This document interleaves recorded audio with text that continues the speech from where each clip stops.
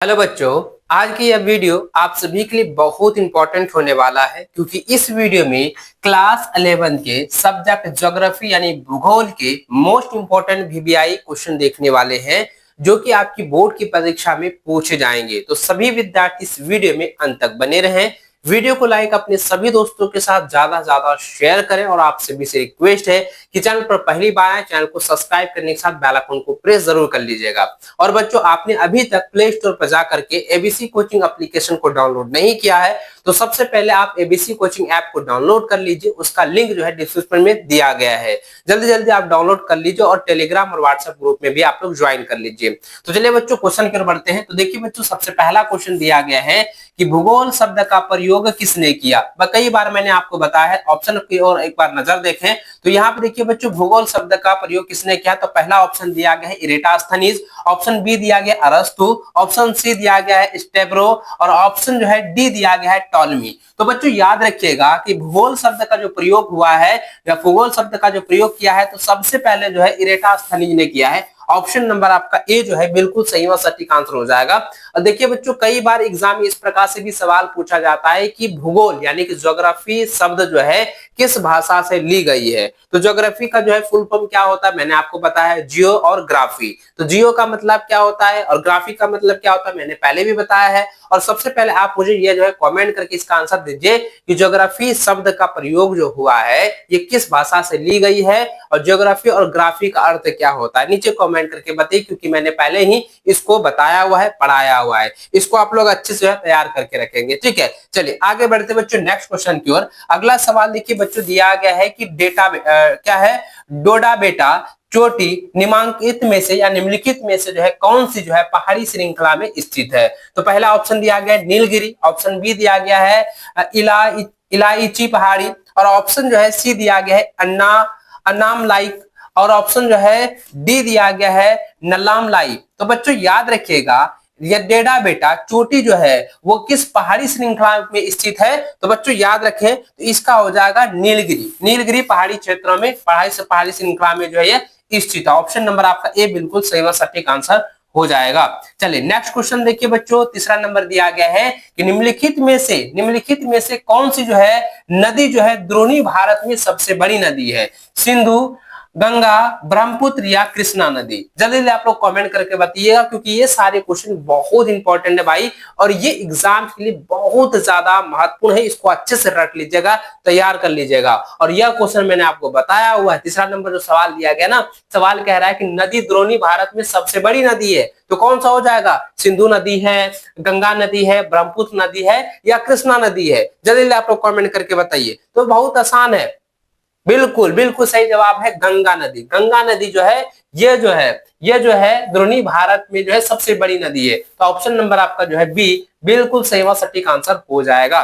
चलिए अगला सवाल देखिए बच्चों, चौथा नंबर दिया गया है। सवाल है कि पृथ्वी की उत्पत्ति से संबंधित ज्वारीय जो है परिकल्पना का प्रतिपादन जो है किसने किया। तो किसने किया है बच्चों, तो इसका याद रखिएगा sir James Jeans. Option number आपका ए जो है बिल्कुल सही व सटीक आंसर हो जाएगा। ऑप्शन नंबर ए के साथ जितने भी बच्चे चल रहे हैं, ऑप्शन नंबर ए जितना भी कमेंट कर रहे हैं सबका आंसर सही है। चलिए अगला देखिए, नेक्स्ट सवाल दिया गया है कि पृथ्वी के क्रोड पर कौन से दो पदार्थ पाए जाते हैं। तो देखिए पृथ्वी के क्रोड पर जो है कौन से दो पदार्थ पाए जाते हैं, पहले भी मैंने आपको बताया, पहले भी मैंने आपको पढ़ाया हुआ है। देखिए इसका सही आंसर क्या हो जाएगा, निकिल और तथा लोहा। क्या हो जाएगा, निकिल तथा लोहा हो जाएगा। ऑप्शन नंबर आपका जो है सी बिल्कुल सटीक आंसर हो जाएगा।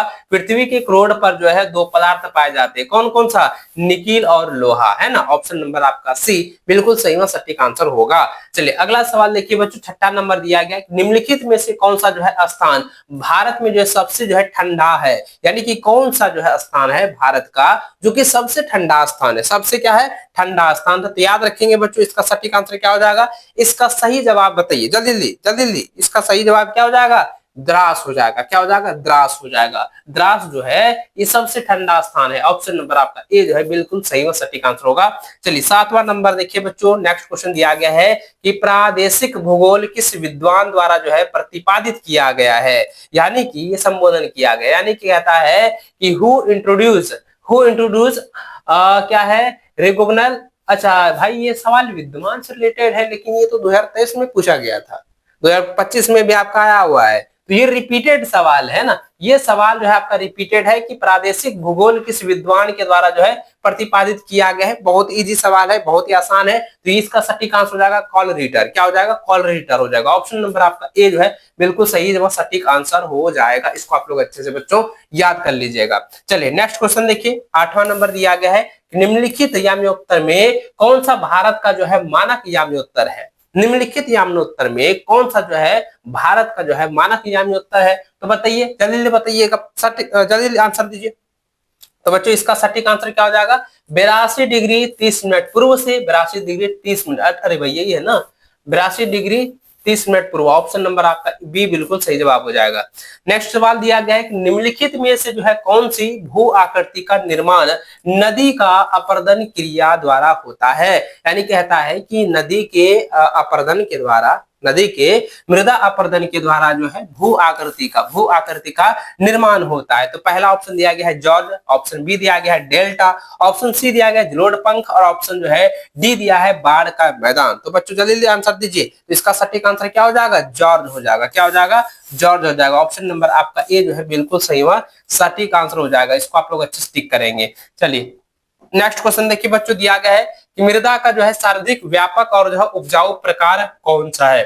देखिए मृदा का यानी मिट्टी का है ना, मिट्टी का जो है मोस्ट जो है आपका जो है यानी कहता है वाइड स्प्रेड और जो है मोस्ट जो है प्रोडक्टिव कैटेगरी के जो है सॉइल यानी कि कहता है उपजाऊ जो है होते हैं वो कौन सा होता है? मृदा। जल्दी बताइए। इसका सटीक आंसर क्या हो जाएगा? जलोढ़ मृदा हो जाएगा। ऑप्शन नंबर आपका ए बिल्कुल सही व सटीक आंसर हो जाएगा। अगला सवाल देखिए बच्चों, दिया गया निम्नलिखित में से कौन सा जो है सबसे छोटा महासागर है? देखिए सबसे छोटा महासागर पूछा गया है बच्चों। तो देखिए यहाँ पे पहला ऑप्शन दिया गया है क्या है? आर्कटिक महासागर, ऑप्शन बी दिया गया प्रशांत महासागर, ऑप्शन डी दिया गया है कि अटलांटिक महासागर और ऑप्शन डी जो दिया गया है वो हिंद महासागर। और यहाँ पूछा गया है कि सबसे छोटा महासागर कौन सा हो जाएगा? तो सबसे छोटा महासागर पूछा गया है। तो बच्चों याद रखिएगा क्योंकि प्रशांत महासागर तो सबसे बड़ा है, तो यहाँ पे पूछा गया है सबसे छोटा, तो याद हो जाएगा आर्कटिक महासागर यानी आर्कटिक ओशियन जो है ये जो है सबसे छोटा महासागर है ना, सबसे छोटा ओशियन है। ठीक है, स्मॉलेस्ट ओशियन है। चलिए ऑप्शन नंबर आपका ए बिल्कुल सही सटीक आंसर हो जाएगा, क्या हो जाएगा? आर्कटिक महासागर। चलिए अगला सवाल देखिए बच्चों, दिया गया है 12वां नंबर कहता है कि किस राज्य में लोकताक झील स्थित है? किस राज्य में जो है किस राज्य में यानी in which state is Loktak lake जो है यानी कहता है झील है ना, लोकताक झील जो है किस राज्य में स्थित है? जल्दी कमेंट करके बताइए। बिल्कुल सटीक जवाब दीजिए, जल्दी इसका आंसर दीजिए। तो बच्चों याद रखिएगा, तो यहाँ पे सवाल ऑप्शन देखें तो पहला दिया है केरल, उसके बाद दिया है उत्तराखंड, मणिपुर और राजस्थान। तो यहाँ पे देखिए बच्चों सबसे पूछा सवाल क्या है कि लोकताक झील तो भाई मणिपुर में है ना शायद, हाँ मणिपुर में ही। ऑप्शन नंबर आपका जो है सी बिल्कुल सही व सटीक आंसर हो जाएगा। ठीक है, चलिए बिल्कुल सही जवाब है। चलिए अगला सवाल देखिए बच्चों, दिया गया है 13वां नंबर कहता है निम्नलिखित में से जो है कौन सी गैस सूर्य से आने वाली हानिकारक जो है पराबैंगनी किरणों से बचाती है? नाइट्रोजन, ओजोन, ऑक्सीजन या कार्बन डाइऑक्साइड? जल्दी कमेंट करके बताइए। बिल्कुल सही जवाब है ओजोन परत है ना। ओजोन जो है ना, ओजोन। देखिए यहाँ पे सवाल दीजिएगा, सवाल कह रहा है कि सूर्य की जो किरणों से, सूर्य की किरणें जो हानिकारक होती है, पराबैंगनी जो किरणें हैं वो कह रहा है कि जो है बचाती है। तो यानी कि कह रहा है कि सूर्य से आने वाली किरणें पराबैंगनी किरणों से बचाती। कौन बचाती है भाई? ओजोन परत ना बचाती है। तो बच्चों यहाँ पे क्या ओजोन गैस ही बचाती है? तो याद रखिएगा ऑप्शन नंबर आपका क्या हो जाएगा? बी बिल्कुल सही और सटीक आंसर हो जाएगा ओजोन। अगला देखिए नेक्स्ट सवाल दिया गया निम्नलिखित में से जो है कौन जैव मंडल में जो है सम्मिलित है? जैव मंडल में क्या है? सम्मिलित है। तो पहला ऑप्शन है केवल पौधे, ऑप्शन बी दिया है केवल प्राणी, ऑप्शन सी दिया गया सभी जैव और अजैव जीव और ऑप्शन डी दिया गया सभी जीवित जीव। जल्दी कमेंट कीजिए। तो इसका बिल्कुल सही जवाब क्या हो जाएगा? तो सभी जैव और अजैव जीव हो जाएंगे। तो ऑप्शन नंबर आपका सी बिल्कुल सही और सटीक आंसर हो जाएगा। इसको आप लोग अच्छे से कॉपी में नोट कर लीजिए। और बच्चों एक बार फिर से मैं आप लोगों को बता देना चाहता हूं कि आपने अभी तक जो है प्ले स्टोर पर जा करके एबीसी कोचिंग ऐप को डाउनलोड नहीं किया है तो लिंक डिस्क्रिप्शन में दिया गया है, लिंक जो है नीचे है, आप जल्दी से जल्दी जाइए और आप जो है प्ले स्टोर पर जा करके एबीसी कोचिंग ऐप को डाउनलोड कर लीजिए और आप अपने बैच में जो है ज्वाइन हो जाइए। ठीक है, चलिए आगे बढ़ते हैं बच्चों अगले प्रश्न की ओर। चलिए अगला सवाल देखिए बच्चों, 15 नंबर दिया गया सवाल कह रहा है कि भारत के किस राज्य में जो है बाढ़ अधिक आती है। देखिए भारत के किस राज्य में, किस जो है स्टेट में जो है सबसे ज्यादा जो है वो बाढ़ आती है। तो पहला ऑप्शन दिया है बिहार, ऑप्शन बी है असम, ऑप्शन सी दिया है पश्चिम बंगाल और ऑप्शन जो है डी दिया है उत्तर प्रदेश। जल्दी जल्दी जवाब दीजिएगा। तो बिहार में तो देखिए यहाँ पे क्या है, बाढ़ जो है अधिक आती है। तो असम, बिहार, असम में क्या है, असम में क्या होता है बच्चों की पठारी क्षेत्र है, पहाड़ी क्षेत्र है, वहां पे क्या होता है कि ढलान नुमा जो है खेती की जाती है, तो जिसके कारण से क्या होता है कि बाढ़ जो है अधिक आती है, बाढ़ क्या है अधिक आती है। तो ऑप्शन नंबर आपका जो है बी बिल्कुल सही आंसर हो जाएगा। लेकिन अभी वर्तमान की स्थिति में देखें तो बिहार में सबसे ज्यादा जो है बाढ़ आया हुआ है। तो यहाँ पे बच्चों इसका सही आंसर क्या हो जाएगा, असम ही होगा। ठीक है, असम ही होगा। तो ऑप्शन नंबर बी ही बिल्कुल सटीक आंसर होगा। चलिए आगे बढ़ते बच्चों, नेक्स्ट क्वेश्चन देखिए दिया गया है कि निम्नलिखित में से किन पवनों को हिम पक्षी अथवा जो है हिम हिरनी कहा जाता है। यानी कि किस पवनों को हिम पक्षी और जो है हिम हिरनी जो है कहा जाता है। पहला ऑप्शन है स्थल समीर, ऑप्शन बी है लू और ऑप्शन जो है सी है फॉन, ऑप्शन डी दिया गया है चिनुक। देखिए हिम पक्षी और मतलब होता है हिमहरनी, हिम पक्षी और हिमहरनी, हिमहरनी का मतलब होता है कि दूर जो है वो चमकता हुआ दिखाई देता है, लगता है कि वहां पर जो है पानी है। इस प्रकार से जैसे कि आप जो है गर्मी के दिनों में जब आप सफर करते हैं, रोड पर चलते हैं, तो आपको नहीं लगता है कि वहां पे दूर जो है ना वहां पे पानी जमा हुआ है। तो इस प्रकार से जो हमें प्रतीत होता है वो किसके कारण से होता है, या आप जो है खुले मैदानों में देखेंगे तो आप जो है लगेगा कि वहां पे पानी जो है प्रतीत हो रहा है। तो यानी कह रहा है कि ये जो हिम पक्षी, हिम मतलब पक्षी मतलब उड़ता हुआ, और यहाँ पे हिरनी का मतलब होता है जैसे हम लोग कहते हैं मृग तृष्णा पढ़ेंगे क्लास 10th में, तो वो मृग तृष्णा का मतलब क्या होता है कि जब हिरण क्या होता है जब हाँफने लगता है तो उसके मुख से जो है एक जो है सुगंध आता है, उसको लगता है कि कहीं और से आ रहा है और उसके पीछे जो है वो क्या होता है दौड़ने लगता है, जिसके कारण से वो थक हार करके जो है अंततः जो है वो मर जाता है ना। तो वही हो गया है ना मृग तृष्णा। तो भाई यहाँ पे सवाल ये है कि किन पवनों को जो है हिम पक्षी, किन जो है पवनों को जो है हिम पक्षी और जो है हिम हिरनी कहा गया है। तो बच्चों याद रखिएगा कि चिनुक है ना, याद रखिएगा चिनुक को क्या कहा गया है, हिम पक्षी और जो है हिम हिरनी कहा गया। तो ऑप्शन नंबर डी जो है बिल्कुल सही आंसर होगा। चलिए अगला सवाल देखिए बच्चों, 17वां नंबर दिया गया कि भारत में सबसे अधिक वर्षा होती है। तो भारत में सबसे अधिक जो है वर्षा कहाँ होती है, क्या मानिसराम में होता है ना, मासिनराम में होती है। ऑप्शन नंबर आपका जो है बी बिल्कुल सटीक आंसर होगा। अगर बच्चों इसके अलावा यहाँ पे मेघालय रहता है ना, मेघालय रहता तो आप यहाँ पे मेघालय भी लगा सकते हैं, मेघालय में भी सबसे अधिक जो है वर्षा होती है ना। चलिए ऑप्शन नंबर आपका बी, इसका बी जो है बिल्कुल सही आंसर होगा। अगला सवाल देखिए बच्चों, 18वां नंबर देखिए क्या दिया गया है। 18वां नंबर सवाल कहता है कि नेशनल पार्क और पशु विहार निम्नलिखित में से किस उद्देश्य के लिए जो है बनाया गया है। तो किस उद्देश्य के लिए बनाया गया है बच्चों, जल्दी बताइएगा। For which of the following objective normal park and wild life sanctuary are stabilised. यानी कहता है देखिए यहाँ पे नेशनल पार्क और जो है पशु विहार जो है किस उद्देश्य के लिए बनाया गया है, मनोरंजन के लिए, पालतू जीवों के लिए, शिकार के लिए, या जो है संरक्षण के लिए। तो बहुत आसान है, सवाल दीजिए। सवाल यहाँ पे जो देख सकते हैं, सवाल कह रहा है कि नेशनल जो पार्क है और पशु विहार जो बनाया गया उसका उद्देश्य क्या है, वो जो है पशुओं का संरक्षण के लिए, पशुओं का संरक्षण के लिए है ना। तो पशुओं का संरक्षण के लिए, तो भाई ऑप्शन नंबर आपका जो है डी बिल्कुल सही हुआ, सटीक आंसर हो जाएगा। चलिए अगला सवाल देखिए बच्चों, दिया गया है निम्नलिखित में से जो है कौन सा भारत का पड़ोसी देश नहीं है। निम्नलिखित में से कौन सा भारत का पड़ोसी देश नहीं है, बांग्लादेश, थाईलैंड, पाकिस्तान या जो है अफगानिस्तान, जल्दी बताइए। देखिए बांग्लादेश जो है भारत का पड़ोसी जो है देश है, पाकिस्तान भी पड़ोसी देश है, अफगानिस्तान भी जो है पड़ोसी देश है, लेकिन थाईलैंड जो है यह पड़ोसी देश नहीं है। यह क्या है, पड़ोसी देश नहीं है बच्चों। ऑप्शन नंबर बी जो है इसका बिल्कुल सही सटीक आंसर हो जाएगा। नेक्स्ट क्वेश्चन देखिए दिया गया है निम्नलिखित में से जो है कौन सा जो है कठोरतम खनिज है? बहुत इजी सवाल और बहुत ही आसान क्वेश्चन दिया गया है। बार बार ये क्वेश्चन रिपीट होता है कि कठोरतम खनिज है, तो पहला दिया गया हीरा, क्या है बसाल्ट, ऑप्शन जो है सी दिया है ग्रेनाइट, और ऑप्शन जो है डी दिया है क्वार्ड। तो बच्चों याद रखिएगा, कठोरतम जैसे कहेगा ना, सब कठोरतम जैसे कहेगा तो याद रखिएगा हीरा जो है, हीरा एक ऐसा जो है धातु है, ऐसा खनिज है जो कि कठोर होता है, जो कि कठोर होता है। तो इसको आप क्या करेंगे, याद कर लीजिएगा, है ना।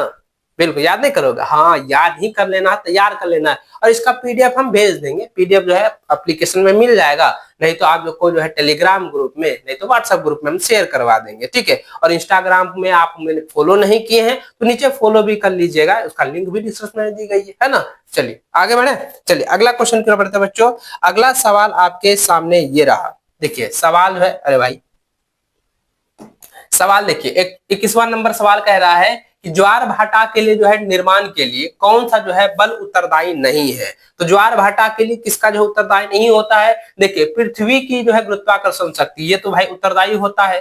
चंद्रमा की जो है गुरुत्वाकर्षण शक्ति, ये भी जो है गुरुत्वाकर्षण से रिलेटेड है, तो ये उत्तरदायी है। सूर्य की जो है गुरुत्वाकर्षण शक्ति, ये भी क्या है बच्चों, ये जो है ज्वार भाटा के निर्माण के लिए जो है उत्तरदायी है। लेकिन कोरियालिया क्या है, कोरियालिस शक्ति जो है, यानी कोरियालिस जो फोर्स है, वह क्या है ज्वार भाटा के लिए जो है उत्तरदायी नहीं है। तो ऑप्शन नंबर आपका जो है डी बिल्कुल सही व सटीक आंसर हो जाएगा। इसको आप लोग टिक कर लीजिए, इसको आप लोग उतार लीजिएगा, ठीक है। चलिए नेक्स्ट क्वेश्चन देखिए बच्चों, आपका 22वां नंबर देखिए दिया गया है, कहता है कि सिमिलेपाल जीव मंडल निचय निम्नलिखित में से जो है किस राज्य में स्थित है? बिहार में, राजस्थान, झारखंड में, छत्तीसगढ़ में या उड़ीसा में? जल्दी कमेंट करके बताइए, जल्दी बताइएगा। यहाँ पे देखिएगा किस राज्य में स्थित है, बिहार में तो ये नहीं है, झारखंड में भी ना है, और छत्तीसगढ़ में भी नहीं है, तो इसका सही आंसर क्या जाएगा, उड़ीसा हो जाएगा। ऑप्शन नंबर डी इसका बिल्कुल सही जवाब होगा। चलिए अगला सवाल देखिए बच्चों, दिया गया है कि निम्नलिखित प्रकार के बादलों में से जो है आकाश में सबसे ऊंचा बादल कौन सा है? तो सबसे ऊंचा बादल को हम लोग क्या कहेंगे, तो वह पक्षाम कहेंगे, पक्षाम कहेंगे। तो भाई यहाँ हो जाएगा, है ना, पक्षाम हो जाएगा। क्रियस, ऑप्शन नंबर आपका ए बिल्कुल सही आंसर होगा। चलिए अगला सवाल देखिए बच्चों, दिया गया है कि भूकंप जो है किस प्रकार की प्राकृतिक आपदा है? भूकंप जो है किस प्रकार की, भूकंप जो है किस प्रकार की जो है प्राकृतिक आपदा है? तो ये वायुमंडलीय है, भौमिक है, जलीय है, या जो है जीवमंडल है? तो ये जो है भूकंप जो है किससे रिलेटेड है, जल्दी कमेंट करके बताएंगे। भूकंप जो है किससे रिलेटेड, तो भूमि से रिलेटेड है, तो ये क्या हो जाएगा, भौमिक हो जाएगा। ये क्या हो जाएगा, भौमिक हो जाएगा, है ना। ऑप्शन नंबर आपका बी बिल्कुल सही आंसर हो जाएगा। अगर वायु से रहता तो वायुमंडलीय होता, अगर जल से रहता जैसे बाढ़ है तो वो जलीय हो जाएगा, और जीवमंडल से रिलेटेड रहता, जंगल उंगल ये सब रहता, तो भाई ये हो जाता आपका जो है बायोलॉजिकल, है ना, जीवमंडल से, बायोलॉजिकल से। लेकिन ये क्या है, पृथ्वी से रिलेटेड है, अर्थक्वाइक। तो अर्थक्वेक जो होता है वो क्या होता है, भौमिक होता है। ऑप्शन नंबर बी बिल्कुल सही आंसर होगा। चलिए अगला सवाल देखिए बच्चों, दिया गया है कि चूना पत्थर का जो है रूपांतरित रूप है। चूना पत्थर का रूपांतरित रूप क्या होता है, संगमरमर होता है। चूना पत्थर से ही संगमरमर जो का निर्माण हो रहा है ना। तो ऑप्शन नंबर आपका ए बिल्कुल सही आंसर हो जाएगा, मार्बल। चलिए अगला सवाल देखिए बच्चों, दिया गया है निम्नलिखित में से जो है कौन सा अत्याधिक जो है सूखा प्रभावित क्षेत्र है? सबसे अधिक सूखा प्रभावित क्षेत्र कौन सा है? गुजरात का कच्छ, राजस्थान का पूर्वी भाग, अरावली का जो है पहाड़ियां, और या आंध्र प्रदेश का जो है आंतरिक भाग? जल्दी जल्दी कमेंट करके बताइएगा। देखिए कई बार मैंने आपको पढ़ा है, इसी क्वेश्चन है और रिपीटेड सवाल है, एग्जाम में भी पूछा गया था इस पिछले बार। तो यहाँ पे याद रखिएगा, सवाल कह रहा है कि कौन सा जो है अत्यधिक सूखा प्रभावित क्षेत्र है? तो गुजरात का कच्छ, याद रखिएगा गुजरात का कच्छ जो है वो क्या है, अत्यधिक जो है सूखा प्रभावित क्षेत्र है। ऑप्शन नंबर आपका ए बिल्कुल सही आंसर होगा। चलिए बच्चों नेक्स्ट क्वेश्चन देखिए, दिया गया है कि निम्नलिखित में से जो है ये मानचित्र जो दी गई है, यह जो मानचित्र दी गई है इसमें से बताना है कि नदी दर्शाई गई है। नदी, तो नदी जो है यहाँ पे जो नदी दर्शाई गई है ये कौन सी नदी है? तो कौन सी नदी है, जल्दी कमेंट करेंगे। गंगा, कृष्णा, नर्मदा या जो सिंधु? तो इसका सही आंसर क्या था, यह जो है एक नर्मदा नदी को दर्शाया गया। ऑप्शन नंबर आपका सी जो है बिल्कुल सही और सटीक आंसर होगा, ठीक है। इसको आप लोग याद कर लीजिएगा। चलिए आगे बढ़ते हैं बच्चों। नेक्स्ट क्वेश्चन देखिए दिया गया है कि निम्नलिखित में से जो है कहां पर दिन तथा रात जो है सबसे बड़ा होता है? कर्क रेखा, मकर रेखा, ध्रुव पर या जो है विषुवत रेखा में? जल्दी बताइएगा। कर्क रेखा पर जो है दिन रात क्या बड़ा होता है, मकर रेखा पर दिन रात बड़ा होता है, या ध्रुव पर जो है दिन रात बड़ा होता है, या जो है विषुवत रेखा पर जो है दिन रात बड़ा होता है? जल्दी आप लोग कमेंट करके बताइएगा। आसान सवाल है, बहुत ही इजी सवाल है भाई, बहुत ही इजी सवाल है कि देखिए कौन सा जो है दिन रात जो है सबसे बड़ा होता है, तो वो ध्रुव पर ना होता है जी, ध्रुव पर होता है। तो ऑप्शन नंबर आपका जो है सी बिल्कुल सटीक आंसर हो जाएगा। ठीक है, याद रखेंगे। चलिए आगे बढ़ते बच्चों, अगला सवाल देखिए। अगला सवाल आपके स्क्रीन पर आ चुका है कि भारत के रेखा मानचित्र में दिए गए मरुस्थल की पहचान कीजिए। तो मरुस्थल की पहचान देखिए यहाँ पर ना दिया गया ये वाला, तो इस पर जो है मरुस्थल की जो है पहचान करना इस जगह का। तो देखिए क्या है, सहारा, क्या है अटाकामा, थार, या जो है गोबी दी गई है। जल्दी बताइए तो क्या है इसका सटीक आंसर बताइए। जल्दी बताइए। 29 नंबर का कहता है भारत के जो ये मानचित्र दी गई है इसमें मरुस्थल की जो है पहचान करना है। तो मरुस्थल की जो है पहचान करना है तो इसका क्या हो जाएगा, ये थार हो जाएगा। थार है ना, याद रखिएगा ये थार होगा। ऑप्शन नंबर सी बिल्कुल सटीक आंसर होगा। अगला सवाल देखिए बच्चों दिया गया है, इनमें से जो है कौन सा कारक मृदा निर्माण का जैविक कारक है? मूल पदार्थ, स्थलाकृति, वनस्पति, या जो है विकास की अवधि अथवा समय? जल्दी बताइए। तो इनमें इनमें से जो है कौन सा कारक मृदा निर्माण का जैविक कारक है? तो मृदा निर्माण का जैविक कारक होता है बच्चों वनस्पति। याद रखिएगा वनस्पति होता है। ऑप्शन नंबर सी जो है इसका बिल्कुल सही और सटीक आंसर होगा। और बच्चों आपने अभी तक इस वीडियो को लाइक नहीं किया है तो फटाफट से आप लोग लाइक कर दीजिए और प्यारा प्यारा सा आप लोग कमेंट भी जरूर करते जाएंगे। और प्ले स्टोर पर जाकर एबीसी कोचिंग ऐप को डाउनलोड करना ना भूलें, उसे हर हाल में आप लोग डाउनलोड कर लीजिए और आप अपने जो है क्लासेस में ज्वाइन हो जाइए। भाई बेहतर तैयारी करनी है, बेहतर प्रदर्शन करना है, बोर्ड एग्जाम में अच्छा मार्क्स लाना है तो आपको यह काम तो जरूर करनी होगी। आप सबसे पहले डाउनलोड प्ले स्टोर पे जाकर के ऐप को कर लीजिए। ठीक है, चलिए आगे बढ़ते हैं बच्चों अगले प्रश्न की ओर। अगला सवाल देखिए बच्चों दिया गया है कि कपास की कृषि के लिए सबसे अधिक जो है उपयुक्त मृदा कौन सी है? तो पहला ऑप्शन दिया गया है जलोढ़ मृदा, है ना, यानी जलोढ़ मिट्टी। ऑप्शन बी है काली मिट्टी, और ऑप्शन सी है लेटराइट मिट्टी, और ऑप्शन जो है डी दिया गया है पीटमई मिट्टी। तो जल्दी जल्दी कमेंट करके बताइएगा। देखिए सबसे अधिक उपयुक्त मृदा जो होती है जो कि कपास की खेती के लिए, कपास की कृषि के लिए होता है, वह होता है काली मिट्टी होता है, ब्लैक सॉइल होता है ना। ऑप्शन नंबर आपका जो है बी बिल्कुल सही और सटीक आंसर होगा। चलिए अगला सवाल है, निम्नलिखित में से कौन जो है प्राकृतिक आपदा नहीं है? देखिए भूकंप क्या है, एक प्राकृतिक आपदा है। यहाँ पे देखिए निगेटिव पूछा गया, ये भूकंप क्या है, प्राकृतिक आपदा है। सुनामी भी क्या है, प्राकृतिक आपदा है। भू क्या है, भूस्खलन जो है यानी कि लैंडस्लाइड जो है क्या है, प्राकृतिक आपदा है? जल्दी जल्दी बताइएगा। परमाणु विस्फोट क्या प्राकृतिक आपदा है? जल्दी जल्दी बताइएगा। जल्दी जल्दी आप लोग बताएंगे बच्चों, क्योंकि ये सवाल बहुत ही आसान है इसलिए आपके के ऊपर ही छोड़ देते हैं, है ना। ये देखिए सवाल यहाँ पे क्या, प्राकृतिक आपदा। प्राकृतिक आपदा किसे कहते हैं? वैसे आपदा जो कि प्रकृति से उत्पन्न होती है ना, प्रकृति द्वारा आपदा जो है। क्या एक सवाल अच्छा है। देखो ये प्राकृतिक आपदा, मानव निर्मित आपदा, इसके बारे में मैंने पहले भी बताया हुआ है ना। तो ये देखिए बच्चों सवाल कह रहा है कि प्राकृतिक आपदा नहीं है, निगेटिव पूछा गया नहीं। तो इसमें बताइए इसका सही आंसर क्या हो जाएगा? जल्दी जल्दी, बिल्कुल बिल्कुल बिल्कुल जल्दी जल्दी। अरे भूस्खलन नहीं होगा भाई, ये भी प्राकृतिक आपदा है ना। भूकंप हो गया, सुनामी हो गया, भूस्खलन जो है ये क्या है, प्राकृतिक आपदा है। लेकिन ये परमाणु विस्फोट जो है वो मानव निर्मित आपदा है। यानी कि परमाणु का विस्फोट जो होता है किसके द्वारा होता है? मानवों के द्वारा ना किया जाता है जी। तो यहाँ पे क्या हो जाएगा, तो इसका जो सही आंसर होगा मेरे भाई ये हो जाएगा परमाणु विस्फोट। इसका सही और सटीक आंसर हो जाएगा। ठीक है, चलिए आगे बढ़ते हैं। अगला सवाल देखिए बच्चों दिया गया है, निम्नलिखित में से जो है कौन सी गैस भूमंडलीय तापन के लिए जो है उत्तरदायी है? ये रिपीटेड सवाल है और पिछले बार भी ये बोर्ड की परीक्षा में सवाल पूछा जा चुका है। ठीक है, देखिए सवाल क्या है कि कौन सी गैस जो है, कौन सी गैस भूमंडलीय तापन के लिए उत्तरदायी है? तो देखिए ऑक्सीजन, कार्बन डाइऑक्साइड, नाइट्रोजन या हाइड्रोजन? तो बच्चों इसका सही आंसर क्या हो जाएगा? कार्बन डाइऑक्साइड हो जाएगा। कार्बन डाइऑक्साइड जो होता है वो भूमंडलीय तापन के लिए उत्तरदायी होता है, यानी कार्बन डाइऑक्साइड की मात्रा अगर बहुत ज्यादा बढ़ जाएगा तो तापन जो है बहुत ज्यादा हो जाएगा, है ना। चलिए ऑप्शन नंबर आपका बी बिल्कुल सही और सटीक आंसर होगा, ठीक है। चलिए अगला सवाल देखिए, नेक्स्ट क्वेश्चन देखिए बच्चों, 34 नंबर दिया गया है कि दिए गए मानचित्र में कौन सी चोटी जो है दर्शाई गई है? तो चोटी कहां पर भाई? तो यहाँ पे देवे नहीं किया है जी, यहाँ है शायद, है यहाँ। तो यहाँ पे कौन सी चोटी है? देखिए पहला दिया है K2, ऑप्शन जो है बी दिया गया है डोडा बेटा, ऑप्शन सी दिया है माउंट एवरेस्ट, और ऑप्शन जो है डी दिया गया है महेंद्रगिरी। तो याद रखेंगे बच्चों, यहाँ पर जो है नेपाल के बाद जो है इस जगह है, नेपाल इसी जगह है ना जी, नेपाल इसी जगह है। और इसके ऊपर में यहाँ पे देखिए इस जगह चोटी जो है ये जो है माउंट एवरेस्ट है। ये क्या है? माउंट एवरेस्ट है। ऑप्शन नंबर आपका जो है सी बिल्कुल सही व सटीक आंसर हो जाएगा।